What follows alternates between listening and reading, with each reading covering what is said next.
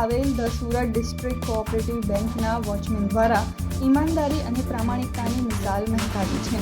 આજના કળિયુગના જમાનામાં માનવતા હજુ પણ જીવે છે. આ વાતની સાબિતી બેંકના વોચમેન દ્વારા આપવામાં આવી છે.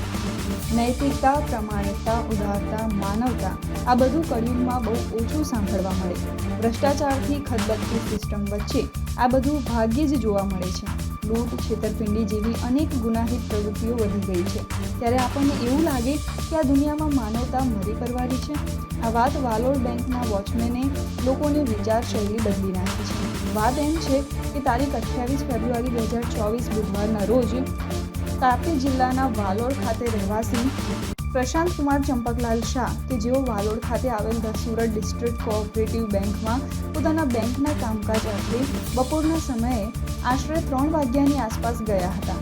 તે સમય દરમિયાન એમના હાથમાં પહેરેલું સોનાનું લૂઝ આશરે 3 તોલાનું હતું, જે પડી ગયું હતું.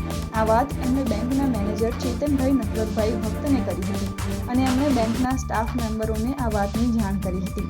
આ સમય દરમિયાન એ જ દિવસે બપોરે 3:30 થી 4 વાગ્યાની આસપાસ બેંકના વોચમેન રોનિતકુમાર હરીશભાઈ ચૌધરી કે જેઓ તાપી જિલ્લાના વ્યારા તાલુકાના ખાનપુરના રહેવાસી છે, તેઓને આ સોનાનું લૂઝ બેંકની બહાર પાર્કિંગમાંથી મળ્યું હતું, જે તેમણે તરત જ બેંકના મેનેજરને સુપ્રત કર્યું હતું.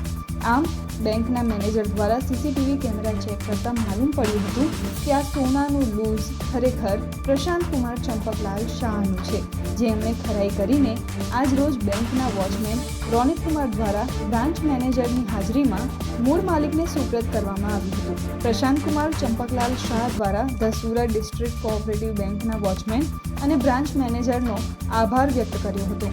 તાપીથી વિકાસ શાહનો રિપોર્ટ.